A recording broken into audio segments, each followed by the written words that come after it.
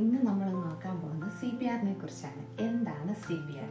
മഹേഷിന്റെ പ്രതികാരം എന്ന് പറയുന്ന മൂവി കണ്ടിട്ടുള്ള പലർക്കും അറിയാലോ എന്താണ് CPR എന്ന്. പക്ഷെ അതിലൊരു തമാശയാണ്. പക്ഷേ ഇത് ശരിക്കും ജീവിതത്തിൽ വരുമ്പോൾ തമാശയല്ല, ഭയങ്കര സീരിയസ് ആണ്. നമ്മുടെ ഒരാളുടെ ജീവിതത്തെ രക്ഷിച്ചെടുക്കുന്ന ഒരു കടമയാണത്. അപ്പോൾ എന്താണ് CPR എന്ന് ഞാൻ ഇന്നൊന്ന് പറയാം. ഓക്കെ, കാർഡിയാക് പൾമണറി റീസസിറ്റേഷൻ എന്നാണ് CPR-ന്റെ ഫുൾ ഫോം. ഇത് നമുക്ക് പലർക്കും ആവശ്യമുണ്ട്. ജനിക്കുമ്പോൾ തൊട്ടുള്ള കുഞ്ഞു തൊട്ട് എല്ലാ പ്രായക്കാർക്കും ആവശ്യമുള്ള ഒരു സാധനമാണ്. അവരുടെ ജീവിതത്തിൽ എപ്പോൾ വേണമെങ്കിലും ഒരു എമർജൻസി വരാവുന്ന അവസ്ഥയിലാണ് ഇത് നമ്മൾ ഉപയോഗിക്കുന്നത്. ഓക്കെ, സോ ഇപ്പോൾ ഒരു പക്ഷേ നമ്മൾ ഒരു വഴിയെ നടന്നു പോകുമ്പോൾ ഒരാൾ ബോധമില്ലാതെ അവിടെ കിടക്കുന്നതായിരിക്കും നമ്മൾ കാണുന്നത്, അല്ലേ? അപ്പോൾ അയാൾക്ക് നമ്മളൊന്ന് സഹായിക്കണം, നമുക്ക് അയാളെ സഹായിക്കണമെങ്കിൽ ഉറപ്പായിട്ട് നമ്മൾ അയാളെ ചെക്ക് ചെയ്തിട്ട് അയാൾക്ക് കാർഡിയാക് അറസ്റ്റ് ആണ് വന്നിരിക്കുന്നത് നമുക്ക് മനസ്സിലായാൽ നമ്മൾ CPR കൊടുക്കണം. ഓക്കെ, ഇനി മറ്റൊരവസ്ഥ എന്താണെന്ന് വെച്ച് കഴിഞ്ഞാൽ നമ്മളോട് സംസാരിച്ചുകൊണ്ടിരിക്കുന്ന ഒരു വ്യക്തി, എത്ര നേരം നമ്മളോട് സംസാരിച്ചുകൊണ്ടിരുന്ന ഒരു വ്യക്തി പെട്ടെന്ന് അങ്ങ് നെഞ്ചുവേദന വരുന്നു, അയ്യോ വല്ലാണ്ടാവുന്നു, തല ഇറങ്ങുന്നു, വീഴുന്നു, പിന്നെ ബോധം പോകുന്നു. നമുക്കറിയത്തില്ല ഇതെന്താ സംഭവിച്ചത്. നമ്മളിങ്ങനെ അന്തച്ച് നിൽക്കുന്ന ഒരവസ്ഥ പലപ്പോഴും ഉണ്ടാകാറുണ്ട്. സോ അങ്ങനെ ഒരു അവസ്ഥയിൽ നമ്മളിങ്ങനെ പെട്ടുപോകാതിരിക്കുക. ഓക്കെ, അപ്പോൾ അതിൽ നിന്ന് ഇവരെ എങ്ങനെ രക്ഷപ്പെടുത്താമെന്ന് നമുക്ക് അവരെ എങ്ങനെ ഹെൽപ്പ് ചെയ്യാമെന്നാണ് ഇന്ന് നമ്മൾ ഈ വീഡിയോയിൽ നോക്കാൻ പോകുന്നത്. ഓക്കെ, സോ അപ്പം ഞാൻ ഇതിനെക്കുറിച്ച് ഒന്ന് ബ്രീഫായിട്ട് നിങ്ങൾക്ക് പറഞ്ഞു തരാം. ഓക്കെ, അപ്പോൾ പോകാം വീഡിയോ.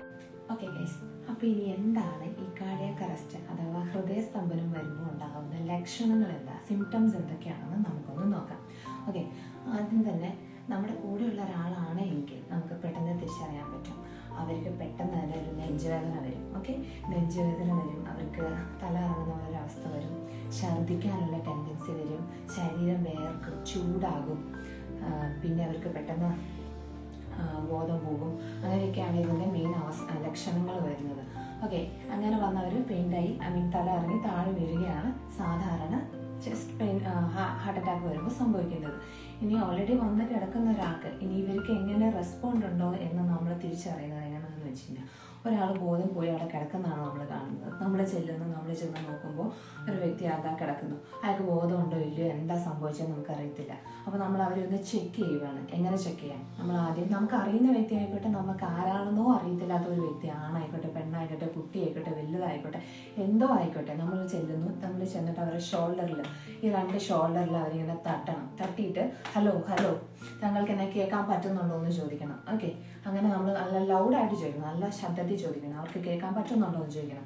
ഓക്കെ, ഇനിയിപ്പോൾ അവർ റെസ്പോണ്ട് ചെയ്യുന്നില്ലെന്നുണ്ടെങ്കിൽ നമ്മൾ നെക്സ്റ്റ് ചെയ്യേണ്ട കാര്യം എന്താണെന്ന് വെച്ച് കഴിഞ്ഞാൽ, അവരുടെ ഫേസ് തിരിച്ച് വെച്ചിട്ട് അവർക്ക് ശ്വാസം ഉണ്ടോ എന്ന് ചെക്ക് ചെയ്യണം. അപ്പോൾ നമ്മളിങ്ങനെ വിരല് മുക്കിൻ്റെ ഇവിടെ ഇങ്ങനെ വെച്ചിട്ട് നോക്കണം. അപ്പോൾ നമുക്കത് ഒരു പക്ഷേ ഇച്ചിരി സമയം കൂടുതലായെങ്കിൽ പോലും നമുക്കത് ചിലപ്പം മനസ്സിലാകാൻ പറ്റുന്ന തരത്തില്ല. അപ്പോൾ നമ്മൾ എന്ത് ചെയ്യണം, നമ്മൾ ഈ രണ്ട് കൈ കൊണ്ട് അവരുടെ വാ ഓപ്പൺ ചെയ്യണം. ഓപ്പൺ ചെയ്തിട്ട് നമ്മുടെ ഈ കൈ ഇങ്ങനെ വെച്ച് കൊടുക്കണം വാഴയുടെ. അപ്പോൾ അവർക്ക് ശ്വാസം ഉണ്ടെങ്കിൽ നമുക്കത് സെൻസ് ആകും. ഓക്കെ, ആ ചൂട് നമുക്കറിയാൻ പറ്റും.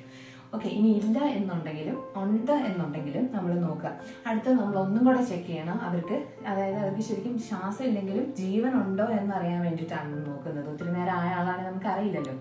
സോ നമ്മുടെ ഈ ഇതുണ്ടോ, ഇതാണ് നമ്മുടെ തൊണ്ടല്ലോ. അപ്പോൾ ഈ തൊണ്ടയുടെ ഈ പോർഷൻ തീരുന്നട ഈ രണ്ട് സൈഡ് ഇതുണ്ടോ, ഇങ്ങനെ പ്രസ് ചെയ്യുമ്പോൾ ഇവിടെ ഇങ്ങനെ ബൾജായി വരും, നമുക്ക് അറിയാൻ പറ്റുന്നത്.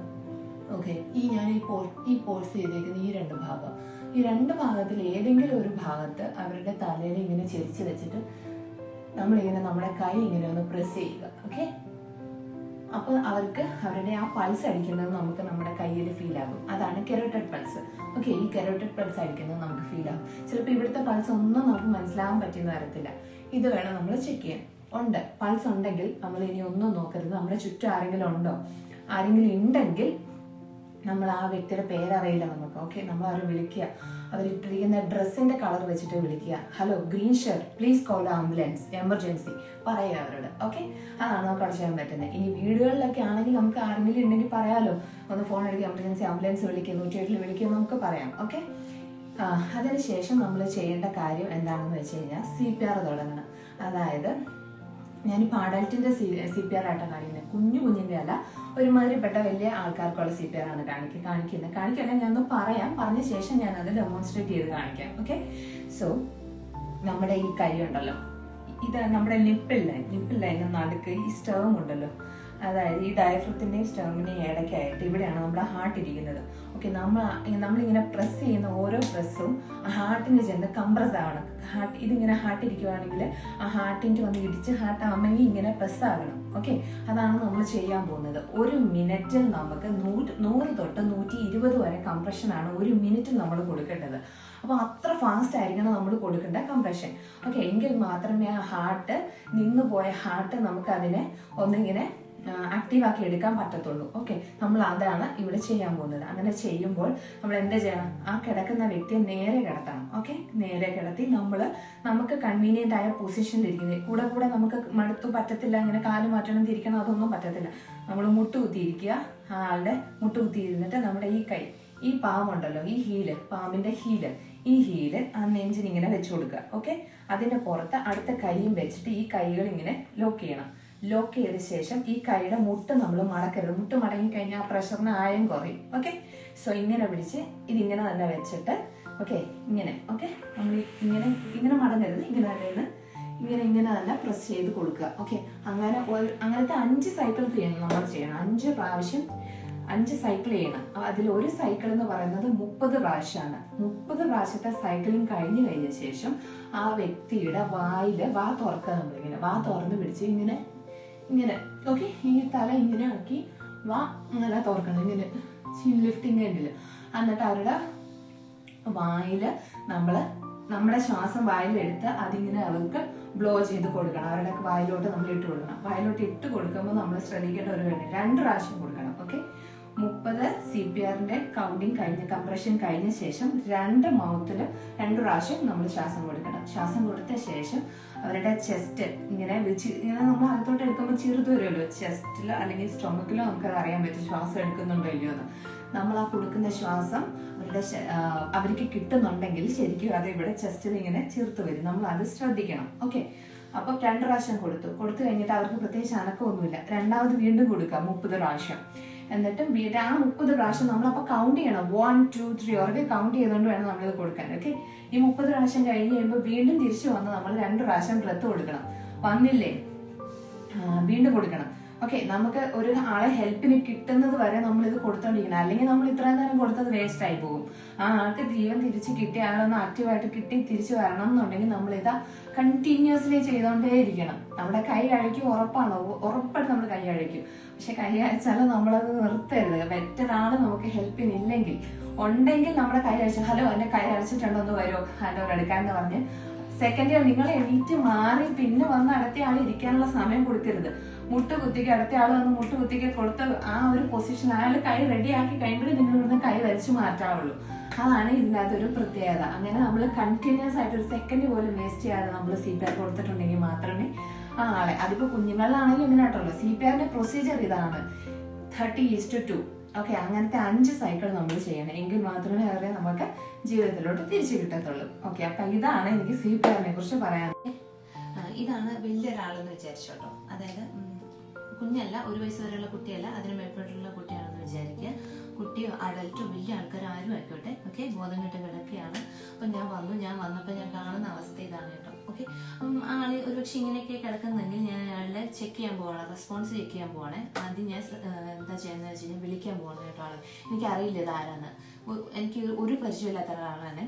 അപ്പൊ ഞാൻ വിളിക്കുകയാണേ. ഹലോ സർ, എന്നെ കേൾക്കാൻ പറ്റുന്നുണ്ടോ? ഹലോ സർ, താങ്കൾ ഓക്കെ ആണോ? ഹലോ. എനിക്ക് റെസ്പോൺസ് ഒന്നും കിട്ടുന്നില്ല. ഓക്കെ, അതിനുശേഷം ഇനി ഞാൻ ചെയ്യാൻ പോകുന്നത് ആൾക്ക് ശ്വാസം ഉണ്ടോ എന്ന് നോക്കാൻ പോവാണേ. സോ ഇയാൾ ഏത് പൊസിഷനിൽ കിടന്നാലും നമ്മൾ നേരെ ആക്കിയിട്ട് ഇതെല്ലാം ചെയ്യാൻ പറ്റത്തുള്ളൂ കേട്ടോ. സോ ഓക്കെ, ആക്ച്വലി എനിക്കൊന്നും മനസ്സിലാവുന്നില്ല ശ്വാസം ഉണ്ടോ എന്ന്. ഇനി ഞാൻ നെക്സ്റ്റ് ചെയ്യാൻ പോകുന്നത് മൗത്ത് ഓപ്പൺ ചെയ്യാൻ പോവാണേ. സോ ഓപ്പൺ ചെയ്ത ശേഷം എൻ്റെ കൈ ഞാൻ വെച്ച് കൊടുക്കുകയാണ്. സെൻസ് ആവുന്നുണ്ടോ എന്ന്. Okay, he's breathing. Okay, breath എടുക്കുന്നുണ്ട്. ഓക്കെ, ഇനി ഞാൻ ചെയ്യാൻ പോകുന്നത് നെക്സ്റ്റ് എന്താണെന്ന് വെച്ച് കഴിഞ്ഞാൽ കരോട്ടറി പൾസ് ചെക്ക് ചെയ്യാണ്. ഓക്കെ, പൾസ് ഉണ്ട്, ബ്രീത്ത് ഉണ്ടെന്നുള്ള ഒരാൾക്ക് കരോട്ടറി പൾസ് മസ്റ്റ് അല്ല. ബ്രീത്ത് ഫീൽ ചെയ്യുന്നില്ലെങ്കിൽ മാത്രം നിങ്ങൾ കരോട്ടറി പൾസ് ചെക്ക് ചെയ്താൽ മതി കേട്ടോ. ബ്രീത്ത് ഉള്ള ആൾക്ക് ഉറപ്പായിട്ടും ചെയ്യുന്നുണ്ടല്ലോ. ബ്രീത്ത് മനസ്സിലാവുന്നില്ലാത്ത അവസ്ഥയെ മാത്രം നിങ്ങൾ കൈവിട്ട് ചെക്ക് ചെയ്താലും മതി. ഓക്കെ, സോ പൾസും അടിക്കുന്നുണ്ട്, ബ്രീത്തും ഉണ്ട്, എനിക്ക് ഉറപ്പായി. ഇനി ഞാൻ ചെയ്യാൻ പോകുന്നത് CPR ആണ്. എന്റെ അടുത്ത് ആരെങ്കിലും ഉണ്ടോ എന്ന് ഞാൻ നോക്കുക കേട്ടോ. തൽക്കാലം നിലവിൽ ഞാൻ ആരെയും കാണുന്നില്ല. ഓക്കെ, അവിടെ ഒരു യെല്ലോ കളർ പേഴ്സൺ ഉണ്ട്. ഓക്കെ, ഹലോ ചേട്ടാ, യെല്ലോ കളർ ഷർട്ട് ഇട്ട് ചേട്ടാ ഒന്ന് ആംബുലൻസിനെ വിളിക്കോ പ്ലീസ്, എമർജൻസി പറഞ്ഞു. ഓക്കെ, പറഞ്ഞു. ഇനി ഞാൻ ചെയ്യാൻ പോകുന്നത് ഇതാണല്ലോ ആ വ്യക്തിയുടെ നിപ്പിൾ ലൈൻ എന്ന് പറയുന്നത്, ഇങ്ങനെയാണെന്ന് വിചാരിക്കുക. അപ്പൊ ഈ നിപ്പിൾ ലൈൻ എന്ന് പറയുന്നത് നേരെ നടുക്ക്. ഓക്കെ, ആ സെന്റർ പൊസിഷനിൽ നമ്മുടെ ഈ കൈയുടെ പാം നമ്മൾ പ്ലേസ് ചെയ്യാൻ പോകണം. ഓക്കെ, സോ ഈ കൈ ഞാൻ വെച്ചു. ഓക്കെ, നിപ്പിൾ ലൈനിൽ വെച്ചു. എന്നിട്ട് ഈ കൈ കൊണ്ട് എന്റെ കൺവീനിയന്റ് ആയ കൈ, എനിക്ക് റൈറ്റ് ഹാൻഡ് ആണ് വശം, അപ്പൊ ഞാൻ അത് വെച്ചു. ഏതാണോ അത് നിങ്ങൾ അങ്ങനെ ചെയ്യുക. സമയം കളയരുത്. 1 സെക്കൻഡ് 2 സെക്കൻഡിനുള്ളിൽ ഈ പരിപാടി എല്ലാം നിങ്ങൾക്ക് ചെയ്യാൻ പറ്റുമെങ്കിൽ അത്ര നല്ല കാര്യം. എന്നിട്ടാണ് CPR നമ്മൾ തുടങ്ങാൻ പോകുന്നത്. ഈ കൈ കൊണ്ട് ഞാൻ എന്റെ ഈ കൈ ലോക്ക് ചെയ്തു. ഓക്കെ, സോ നൗ 1 മിനിറ്റിൽ നമ്മള് 100 തൊട്ട് 120 വരെയുള്ള കംപ്രഷൻ കൊടുക്കാൻ പോകുമെന്ന് പറഞ്ഞല്ലോ. അപ്പൊ 1 ഇഞ്ച് തൊട്ട് 2 ഇഞ്ച് വരെയാണ് നമ്മൾ ഈ പ്രസ് ചെയ്യുന്ന ആഴം താഴത്തോട്ട് പോകേണ്ടത്. അത്ര ആഴത്തിൽ പ്രസ് ചെയ്താൽ മാത്രമേ ഹാർട്ടിന് യൂസ് ആവുന്നുള്ളൂ. ഓക്കെ, സോ ഞാൻ പ്രസ് ചെയ്യാൻ പോയി. ഇതിനിടയ്ക്ക് കൈ നമ്മൾ ഈ ഹാർട്ടിൽ നിന്ന് പൊക്കാൻ പറ്റത്തില്ല, കിടത്തരുത്. ഓക്കെ, സോ ഈ പൊസിഷൻ ഇങ്ങനെ തന്നെ. ഞാൻ ഈ മുട്ട് പൊസിഷൻ ചെയ്തേക്കാണല്ലേ, ഇങ്ങനെ ഒരു ഡിസ്റ്റൻസിൽ നമുക്ക് കംഫോർട്ട് ആവണം. ഇടയ്ക്കിടയ്ക്ക് മാറരുത്. ഓക്കെ, ഇങ്ങനെ ചെയ്തു. ഓക്കെ, ഞാൻ പ്രസ് ചെയ്യാൻ പോവാണേ. 1 2 3 4 5 6 7 8 9 10 11 13 14 15 16 17 18 19 20 21 22 23 24 25 26 27 28 29 30. ഓക്കെ, ഈ 30 കംപ്രഷൻ കൊടുത്ത ശേഷം ഞാൻ തന്നെ ഉള്ളെങ്കിൽ, ഓക്കെ, ഞാൻ തന്നെ ഉള്ളെങ്കിൽ ഞാൻ പെട്ടെന്ന് കൈ എടുത്തു, ഓടിച്ചെന്നു, മൗത്ത് ഓപ്പൺ ചെയ്തു. ഓക്കെ, മൗത്ത് ഓപ്പൺ ചെയ്യാന്ന് വെച്ച് കഴിഞ്ഞാൽ എന്റെ ഈ കൈ ഇത് C and E position. Okay, ഈ കൈ കൊണ്ട് താടയിൽ ഇങ്ങനെ പിടിക്കുക, കിളത്ത് കമ്മയപ്പോട്ട് താട ഇങ്ങനെ മുകളിലോട്ട് പൊക്കണം. അപ്പോഴാണ് ഈ ട്രക്കിയ പ്രോപ്പർ പൊസിഷനിലോട്ട് വരുള്ളൂ. ഇങ്ങനെ മടങ്ങിയിരിക്കുവാണെങ്കിൽ ശരിക്കും ശ്വാസം പോകത്തില്ല. അപ്പൊ ഇങ്ങനെ പൊക്കുക. ഓക്കെ, ഈ കൈ കൊണ്ട് ഈ താട ഇങ്ങനെ പൊക്കുക. എന്നിട്ട് ഈ 3 ഫിംഗേഴ്സ് ഉണ്ടല്ലോ, അതുകൊണ്ട് ഇവിടെ ഇങ്ങനെ ഹോൾഡ് ചെയ്യുക. ഓക്കെ, എന്നിട്ട് ഇങ്ങനെ പൊക്കുക. പൊക്കി കഴിയുമ്പോൾ ഇവിടെ പൊങ്ങി വരും. എന്നിട്ട് ഈ കൈ കൊണ്ട് നമ്മൾ തല താത്ത് പിടിക്കുക. ഓക്കെ, എന്നിട്ട് നമ്മൾ ആ വായിലോട്ട് നമ്മൾ ശ്വാസം കൊടുക്കണം. ഓക്കെ, ഓക്കെ, കൊടുത്തു. അപ്പൊ നമുക്ക് താഴെ ചെസ്റ്റ് കാണാമല്ലോ, നോക്കാം ചെസ്റ്റ് അനങ്ങുന്നുണ്ടോ എന്ന് നമുക്ക് നോക്കാം. ഓക്കെ, രണ്ടാമത് ഒന്നും കൂടെ ശ്വാസം ഉണ്ടെങ്കിലും ഇല്ലെങ്കിലും വീണ്ടും കൊടുക്കണം. ഓക്കെ, ഓക്കെ, കൊടുത്തു. ഇനി വെയിറ്റ് ചെയ്യരുത്. വീണ്ടും നമ്മൾ കംപ്രഷൻ സ്റ്റാർട്ട് ചെയ്യാണ്, സെയിം പൊസിഷൻ. ഓക്കെ, അങ്ങനെ വീണ്ടും 30 ടൈംസ്, വീണ്ടും 2 ടൈംസ് ബ്രത്ത് കൊടുക്കണം. വീണ്ടും 30 ടൈം, വീണ്ടും ബ്രത്ത്. എത്ര പ്രാവശ്യം ഈ ചെയ്യുമ്പോഴാണ് ഈ വ്യക്തി റെസ്പോണ്ട് ആവുന്നത് അതുവരെ നമ്മൾ ചെയ്യണം.